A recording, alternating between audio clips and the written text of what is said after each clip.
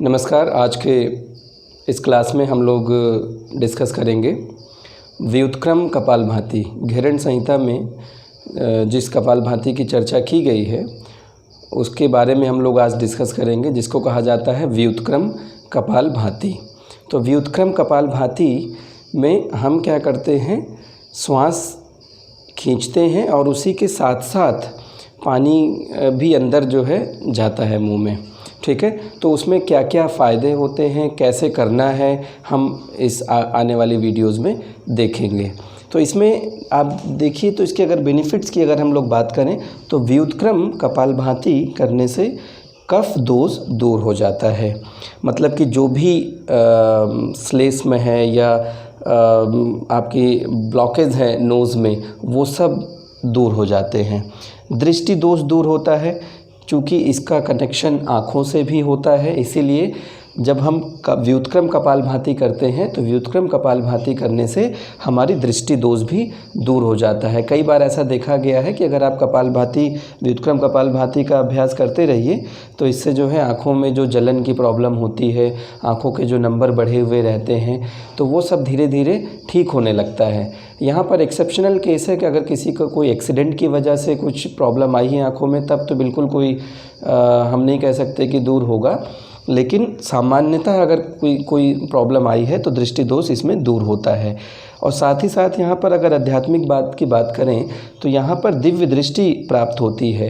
तो दिव्य दृष्टि का मतलब ये है कि आज्ञा चक्र जो हमारा सेंटर ऑफ नॉलेज है, ये आईब्रो सेंटर जिसको हम लोग कहते हैं, ये तो आज्ञा चक्र हमारा जब जागृत होता है तो वहीं से दिव्य दृष्टि आपको मिलने लगती है। क्या सही है क्या गलत है उसका ज्ञान आपको प्राप्त हो जाता है। इसके साथ ही तीसरा जो लाभ यहाँ पर बताया गया है वो है खेचरी मुद्रा की सिद्धि होती है। तो खेचरी मुद्रा में बेसिकली हम लोग करते क्या है, जीभ को उलटकर पूरा पीछे की तरफ तालू में जब लगाते हैं पीछे की तरफ, तो वहाँ पर कई ऐसी नस नाड़ियाँ होती हैं जिसमें सेंसेशन होता है, तो उसकी वजह से अमृत तत्व धीरे धीरे निकलने लगता है। ये तो काफ़ी गहन बातें हो गई, लेकिन अगर हम इसको सामान्यतः समझें तो खेचरी मुद्रा कई बार जिसकी जीभ लंबी नहीं होती या अन्य कई कारणों से खेचरी मुद्रा नहीं लगा सकता, लेकिन व्युत्क्रम कपालभाति करने से सामान्यतः स्वतः ही खेचरी मुद्रा की सिद्धि हो जाती है। खेचरी मुद्रा की सिद्धि होने से क्या होता है कि बिंदु चक्र की जागृति हो जाती है।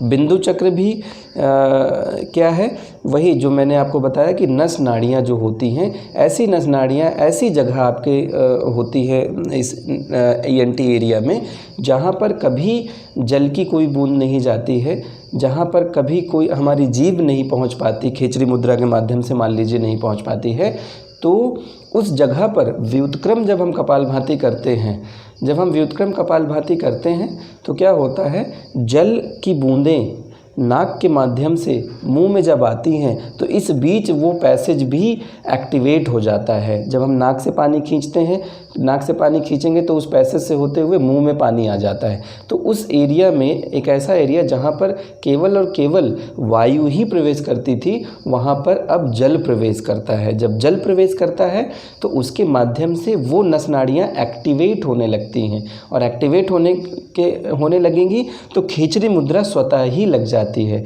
खेचरी मुद्रा का भी काम यही होता है कि हम वहाँ पर जीभ लेकर टच करते हैं, जब जीभ लेकर टच करते हैं तब जाकर सेंसेशन होता है। ठीक है, तो ये सेंसेशन कुछ इस तरीके से होता है जैसे कभी कभी खाना खाते समय कि खाना फंस गया या पानी आप पी रहे, कहीं पानी अचानक से पहुँच गया तो एक अजीब सी टिकलिंग टाइप से इफ़ेक्ट होता है। तो वैसा ही इफ़ेक्ट होने लगता है जिसको हम लोग कहते हैं बिंदु चक्र की जागृति। अच्छा, इससे फ़ायदा क्या होगा बिंदु चक्र की जागृति से या अमृत तत्व जब गिरने लगता है तो कहा जाता है कि पूरा का पूरा व्युत्क्रम कपालभाति है, तो इसको जब हम करते हैं तो हमारे जो एजिंग प्रॉब्लम है, जिसको हम लोग कहते हैं कि झुर्रियाँ पड़ जाना, फेस पे चमक ख़त्म हो जाना, तो ये सारी चीज़ें दूर हो जाती हैं। खिचड़ी मुद्रा की जागृति वैसे भी कहा गया है कि खिचड़ी मुद्रा सिद्ध हो जाती है, बिंदु चक्र जागृत हो जाता है तो व्यक्ति बुढ़ापा से दूर होने लगता है। मतलब उसको बुढ़ापा नहीं आता, हमेशा वो जवान बना रहता है। तो उसके पीछे का कारण यही है। ठीक है, तो इसीलिए व्युत्क्रम कपालभाति के कई सारे हमारे पास बेनिफिट्स हैं। यही सारे बेनिफिट्स आपको जलनेति से भी मिलते हैं। जलनेति एक सरल प्रक्रिया है ठीक है। यही बेनिफिट्स आपको शीत क्रम कपालभाति से भी मिलता है। शीत क्रम कपालभाति, व्युत्क्रम कपालभाति हम लोग एक साथ ही करते हैं। तो अभी आने वाली वीडियो में मैं आपको बताऊंगा कि किस तरीके से व्युत्क्रम कपालभाति का अभ्यास करना है। नमस्ते। Please like, share and subscribe. Stay tuned for further updates from Shri Ram Yoga Society.